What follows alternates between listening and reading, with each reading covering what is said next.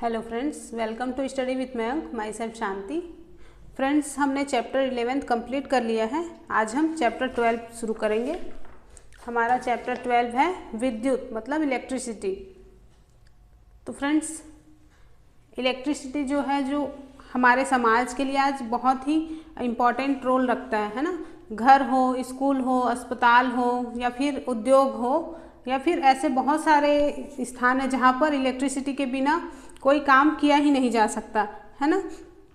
तो इलेक्ट्रिसिटी क्या है और जो इलेक्ट्रिसिटी वो कैसे बनती है और किसी विद्युत परिपथ में ये कैसे प्रवाहित होती है और वो कौन से कारक हैं जो किसी विद्युत परिपथ की विद्युत धारा को नियंत्रित और नियमित करते हैं। तो इन सारे क्वेश्चंस के आंसर हम आगे जानेंगे इस चैप्टर में। ठीक है, तो चलिए शुरू करते हैं हमारा चैप्टर 12। देखते हैं 12.1 विद्युत धारा और परिपथ। तो फ्रेंड्स, हम वायु की धारा, जल की धारा, इसके बारे में जानते हैं, है ना। हम जानते हैं कि बहते हुए जल से मतलब नदियों में जल धारा बनती है और इसी प्रकार यदि विद्युत आवेश जो किसी चालक में से प्रवाहित होता है, एग्जाम्पल के लिए किसी धातु के तार में से, तब हम ये कह सकते हैं कि चालक में विद्युत धारा है ना। हम जानते हैं कि किसी टार्च में सेल, टार्च के बल्ब को जलाने के लिए आवश्यक है और विद्युत धारा जो प्रवाहित होती है उसको कौन प्रदान करता है? विद्युत सेल ही, है ना। या फिर बैटरी क्या करते हैं? ये भी विद्युत धारा प्रवाहित करते हैं, है ना। हमने ये भी देखा है कि टार्च जो है तभी प्रकाश देती है जब उसके स्विच को ऑन करते हैं। तो स्विच क्या काम करता है? स्विच सेल और बल्ब के बीच में एक चालक संबंध जोड़ता है। ठीक है, तो किसी विद्युत धारा के निरंतर और बंद परिपथ को क्या कहा जाता है? विद्युत परिपथ कहा जाता है।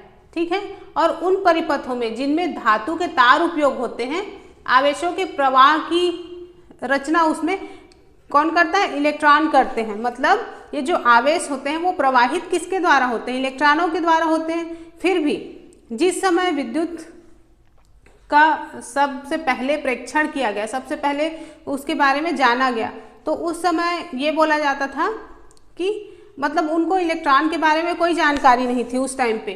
ठीक है, इसीलिए विद्युत धारा को धन आवेशों का प्रवाह माना जाता था उस टाइम पे। ओके, तो धन आवेश के प्रवाह की दिशा को ही क्या कहा? धन आवेश के प्रवाह की दिशा को विद्युत धारा की दिशा माना गया। ठीक है, तो यहां पर क्या कहा गया है? विद्युत आवेश के प्रवाह की दर को विद्युत धारा कहते हैं। ठीक है, फिर विद्युत परिपथ में इलेक्ट्रॉन जो ऋण आवेश है के प्रवाह की दिशा के विपरीत दिशा को विद्युत धारा की दिशा माना जाता था। ठीक है, कहने का क्या मतलब है कि किसी परिपथ में, विद्युत परिपथ में इलेक्ट्रॉन जो कि ऋण आवेशित होते हैं, उसके प्रवाह के विपरीत दिशा में, उल्टे दिशा में जो धारा प्रवाहित होती है उसी को विद्युत धारा की दिशा माना जाता है। ठीक है, चलिए आगे देखते हैं। मान लीजिए किसी भी चालक में उसके अनुप्रस्थ काट से T जो है समय है, उसमें नेट आवेश Q प्रवाहित हो रही है, तब उस अनुप्रस्थ काट के प्रवाहित विद्युत धारा I को कैसे व्यक्त करेंगे? इस रूप में व्यक्त कर सकते हैं। ठीक है, और यही हमारा क्या है? पहला समीकरण है। तो I बराबर Q बटे T। Q क्या है? विद्युत आवेश, T क्या है? समय। ठीक है, चलिए फिर विद्युत आवेश का SI मात्रक क्या है? कूलाम है, जो कि लगभग कितना होता है? 6 × 10⁸ इलेक्ट्रॉनों में समाये आवेश के बराबर होता है। और हम जानते हैं कि इलेक्ट्रॉन, फ्रेंड्स, हम जानते हैं कि इलेक्ट्रॉन पर 1.6 × 10⁻19 कूलाम आवेश होता है।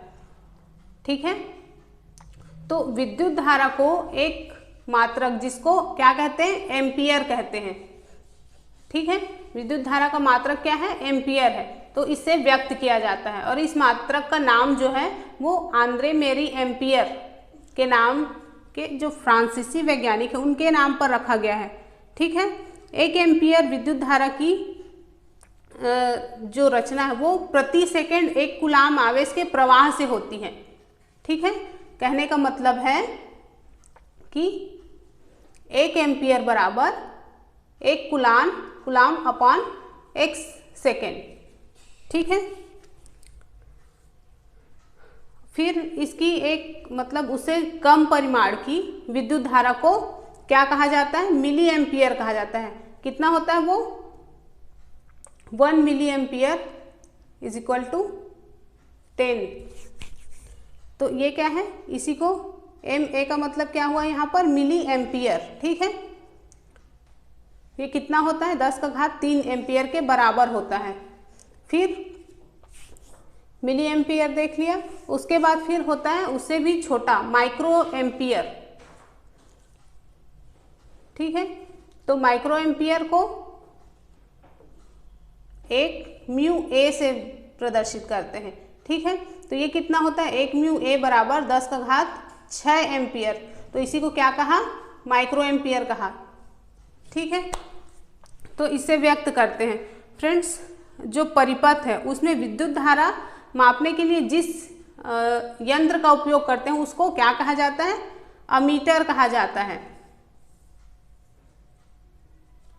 ठीक है, और इसे हमेशा जिस परिपथ में विद्युत धारा मापनी होती है उसके श्रेणी क्रम में इसको संयोजित करते हैं।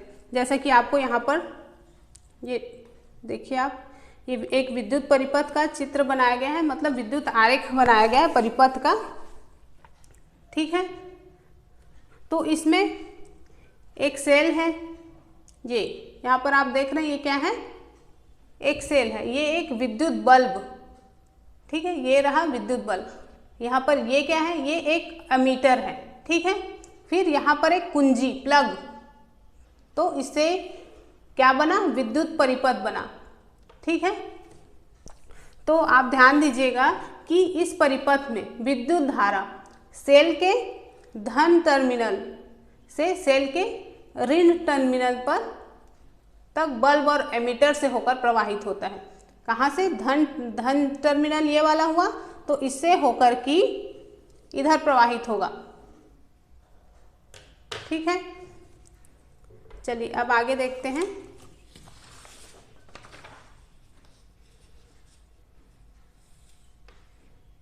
एक एग्जाम्पल देखेंगे हम। उदाहरण है, किसी विद्युत बल्ब के तंतु में से 0.5 एम्पियर विद्युत धारा 10 मिनट तक प्रवाहित होती है। विद्युत परिपथ से प्रवाहित विद्युत आवेश का परिमाण ज्ञात कीजिए। हमको विद्युत आवेश का परिमाण ज्ञात करना है। ठीक है, तो हमें क्या दिया गया है, I बराबर 0.5 एम्पियर। ठीक है, कितना है, 0.5 एम्पियर। T मतलब समय बराबर कितना है, 10 मिनट। तो इसको हम 600 सेकेंड भी लिख सकते हैं यहाँ पे। तो समीकरण 12.1 से, तो हमारा सूत्र जो समीकरण हमको प्राप्त हुआ था वो क्या था, Q बराबर I और T। ठीक है, तो इस समीकरण में अपना मान रख देंगे जो यहाँ पर दिया गया है उसको, फिर इसको कैलकुलेट कर लेंगे। तो कितना आएगा, 300 कूलाम। तो हमारा आंसर क्या आ गया, 300 कूलाम। ठीक है फ्रेंड्स, चलिए अब आगे देखते हैं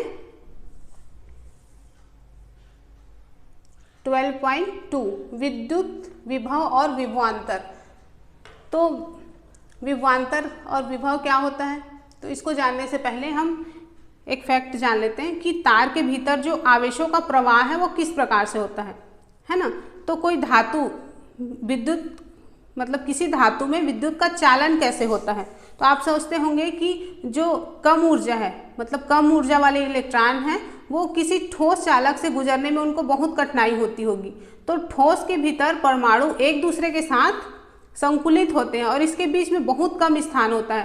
पर यह पाया गया है कि इलेक्ट्रॉन किसी मतलब आदर्श ठोस क्रिस्टल से बना मतलब बिना किसी रुकावट के वैसे ही आसानी से पार कर लेता है जैसे कि वो निर्वात में हो, है ना, मतलब या तो वो ठोस में उसी तरह से पार करेगा जैसे निर्वात में पार करता है। फिर भी किसी चालक में इलेक्ट्रॉन की गति जो उसके बीच में खाली स्थान है उसमें आवेशों की गति से बहुत अलग होती है। ओके, तो जब किसी चालक में कोई स्थायी धारा प्रवाहित होती है तब उसके भीतर इलेक्ट्रॉन एक निश्चित औसत अपवाह चाल से गति करते हैं। ओके, तो किसी प्रारूपी कॉपर के तार के लिए जिसमें कोई मतलब लघु विद्युत धारा प्रवाहित हो रही हो तो उस अपवाह चाल का परिकलन किया जा सकता है, और ये वास्तव में बहुत कम मतलब 1 MMS कोटि की पाई जाती है। फिर ऐसा क्यों है कि हमारे स्विच ऑन करते विद्युत बल्ब प्रकाश देने लगता है? तो ऐसा नहीं हो सकता कि विद्युत धारा केवल तब शुरू हो जब कोई इलेक्ट्रॉन विद्युत आपूर्ति के लिए एक टर्मिनल से खुद ब खुद चलकर बल्ब से मतलब होते हुए दूसरे टर्मिनल तक पहुंच जाए, क्योंकि किसी चालक तार में इलेक्ट्रॉनों का भौतिक अपवाह एक बहुत धीमी प्रक्रिया है। ठीक है, और विद्युत धारा प्रवाहित होने की प्रक्रिया जो प्रकाश की चाल के लगभग समान चाल होती है। ठीक है, तो यहाँ पर निष्कर्ष क्या निकला कि विद्युत धारा की चाल कैसी होती है? प्रकाश की चाल के समान होती है। ठीक है,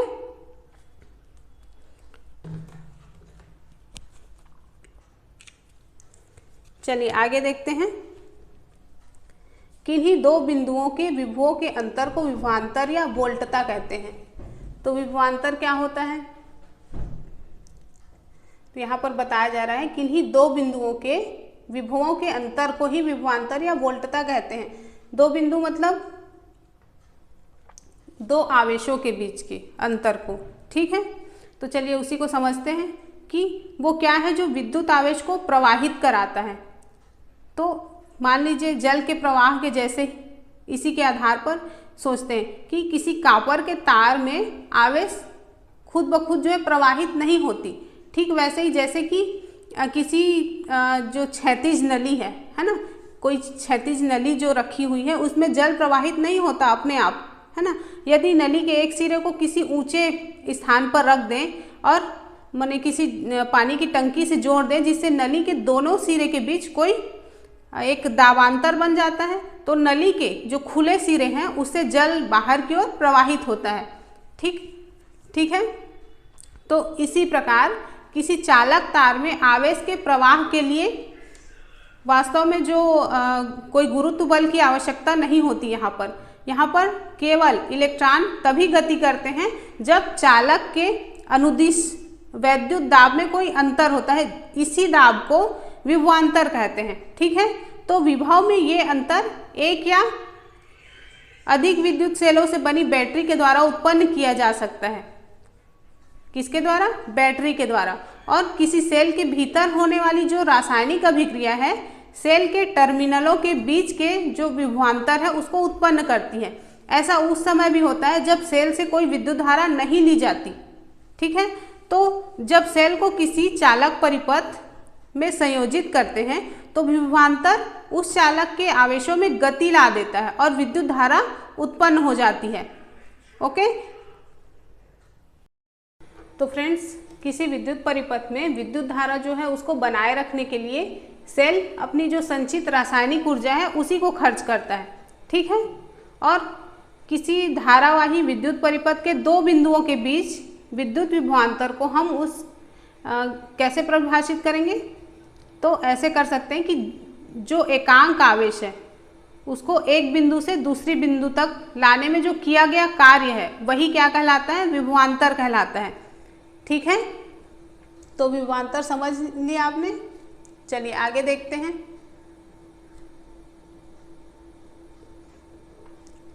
ये वाला पॉइंट मैं बाद में समझाऊंगी, पहले हम ये विभवांतर को ही समझ लेते हैं। ठीक है, तो क्या कहा?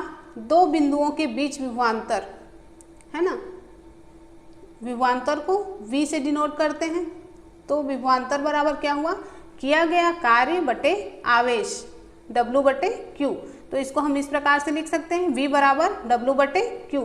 यहाँ पर हमारा दूसरा समीकरण प्राप्त हो गया 12.2। ठीक है फ्रेंड्स, तो विद्युत विभवांतर का SI मात्रक क्या है? वोल्ट है। इसको V से डिनोट करते हैं। ठीक है, तो इसे एक इटली के एक भौतिक विज्ञानी अलेक्सांड्रो वोल्ट्रा के नाम पर रखा गया है। और यदि किसी विद्युत धारावाही चालक के दो बिंदुओं के बीच एक कूलाम आवेश को एक बिंदु से दूसरे बिंदु तक ले जाने में 1 जूल कार्य किया जाता है तो उन दो बिंदुओं के बीच विभवांतर 1 वोल्ट होता है। इसीलिए इसको हम इस प्रकार से लिख सकते हैं, 1 वोल्ट बराबर 1 जूल बटे 1 कूलाम। ठीक है। फिर अगर इसको आगे और बढ़ाएं तो 1 वोल्ट को हम 1V भी लिख सकते हैं, तो is equal to 1 joule coulomb का वर्ग। ठीक है। तो ये हमारा अगला समीकरण मिल गया 12.3। चलिए अब एक एग्जाम्पल देखते हैं। तो फ्रेंड्स, विभवांतर की माप किसके द्वारा की जाती है? वोल्ट मीटर के द्वारा, जो ऊपर लिखा है यहाँ पे, इसे वोल्ट मापी द्वारा मापा जाता है। ठीक है। वोल्ट मीटर को हमेशा उन बिंदुओं के लेटरल में संयोजित करते हैं जिसके बीच में विभवांतर मापना होता है। ठीक है। किसी विद्युत परिपथ में इलेक्ट्रॉनों को गति प्रदान करने के लिए हम किसी सेल अथवा बैटरी का उपयोग करते हैं। सेल अपने सिरों के बीच विभवांतर उत्पन्न करता है, जो कि मैंने अभी बताया आपको। ठीक। चलिए अब देखते हैं एग्जाम्पल। तो यहाँ पर दिया है कि 12 वोल्ट विभवांतर के दो बिंदुओं के बीच 2 कूलाम आवेश को ले जाने में कितना कार्य किया जाता है। तो चलिए हल करते हैं इसको। विभवांतर V बराबर कितना है? 12 वोल्ट। Q मतलब कूलाम, जो आवेश है वो कितना है? Q बराबर 2 कूलाम। तो इसको हम इस प्रकार से लिख सकते हैं, जो हमारा जो पहले वाला जो समीकरण था, है ना, आवेश को स्थानांतरित करने में किया गया कार्य जो है वो इस समीकरण के द्वारा, ये वाले समीकरण V बराबर W बटे Q, है ना, इसके अनुसार ये वाला समीकरण यहाँ पर लिख लिया। फिर इसका जो मान है उसको इस समीकरण में रख देंगे। 12 वोल्ट गुणित 2 कूलाम बराबर कितना हो गया? 24 जूल। तो यहाँ पर हमको कितना प्राप्त हुआ? 24 जूल प्राप्त हुआ। कितना कार्य किया जाता है? 12 वोल्ट विभवांतर के दो बिंदुओं के बीच 2 कूलाम आवेश को ले जाने में 24 जूल कार्य किया जाता है। ठीक है। चलिए आगे देखते हैं। 12.3 विद्युत परिपथ आरेख। तो फ्रेंड्स, हम जानते हैं कि कोई विद्युत परिपथ, जैसा कि आपने इस डायग्राम में देखा, ये वाले, ये है ना, तो एक सेल या एक बैटरी, है ना, एक प्लग मतलब कुंजी और विद्युत अवयव या फिर संयोजी तारों से जो है मिलकर बना होता है। और विद्युत परिपथ को प्रायः ऐसी व्यवस्था आरेख खींचना जो है वो सुविधाजनक होता है, जिसमें परिपथ के अलग अलग अवयवों को सुविधाजनक प्रतीकों के द्वारा निरूपित किया जाता है। ठीक है। और सामान्य उपयोग में आने वाले कुछ विद्युत अवयव जो हैं वो इधर आगे सारणी मतलब टेबल में बताया गया है जी। तो ये क्या है? विद्युत परिपथ में जो सामान्य उपयोग में होने वाले जो अवयव मतलब प्रतीक चिन्ह होते हैं उनके बारे में जानेंगे हम। तो यहाँ पर एक सिर्फ उनका क्रम संख्या है, यहाँ पर अवयव और यहाँ पर उनके प्रतीक। तो चलिए देख लेते हैं इसको। विद्युत सेल, इसको इस तरह से दर्शाया जाता है, इधर धन टर्मिनल, इधर ऋण टर्मिनल। फिर दूसरा है बैटरी अथवा सेलों का संयोजन। आपको पता है ना कि सेलों को जोड़कर ही बैटरी बनाया जाता है। तो यहाँ पर ये क्या है? एक सेल, दूसरा सेल और ये तीसरा सेल, 3 सेलों को जोड़कर बैटरी बनाया गया है। ठीक है। तीसरा है खुली प्लग कुंजी अथवा स्विच। यहाँ पर आप देख रहे हैं ये वाला, तो ये क्या है? खुली कुंजी है, खुली स्विच है। ठीक है। अगर यहाँ पर ये बिंदु कर दिया जाए तो ये किसका संकेत होगा कि कुंजी जो है वो परिपथ जो है बंद है। ठीक है। फिर पांचवा है तार संधि। यहाँ पर तार जो है इधर से और इधर से तीनों तरफ से आकर यहाँ पर जुड़े हुए हैं। ये उसका संकेत है। ठीक है, फिर छठवां है बिना संधि के तार क्रॉसिंग, ये तार क्रॉसिंग को दर्शा रहा है। फिर है सातवां विद्युत बल्ब, बल्ब को इस तरह से दर्शाया जाता है। फिर प्रतिरोधक, ये क्या है, प्रतिरोधक है। ओके, फिर नौवां है परिवर्ती प्रतिरोधक अथवा धारा नियंत्रक, धारा नियंत्रक को इस तरह से दिखाया जाता है। ठीक है, फिर 10वां है एमीटर, एमीटर को ए के द्वारा दर्शाया जाता है जैसे कि हम पहले ही जानते हैं। फिर वोल्ट मीटर को वी के द्वारा दर्शाया जाता है। ठीक है, तो फ्रेंड्स आज हम यहीं तक पढ़ेंगे और चैप्टर 12 जो है उसको आगे कंटिन्यू अगले वीडियो में करेंगे। ओके फ्रेंड्स, तो वीडियो अगर आपको पसंद आता है तो प्लीज़ लाइक शेयर और कमेंट किया कीजिए, और जिनको इन वीडियोस की ज़रूरत है उनको भी पहुंचाइए, उनके तक कम से कम उनको आप लिंक शेयर कर दीजिए अपने व्हाट्सएप पे, या फिर जो भी आपको सुविधा जिसमें भी आपको लगता है कि हाँ ये शेयर करना चाहिए तो आप शेयर कर दिया कीजिए। ओके फ्रेंड्स, तो मिलते हैं नेक्स्ट वीडियो में। Bye bye.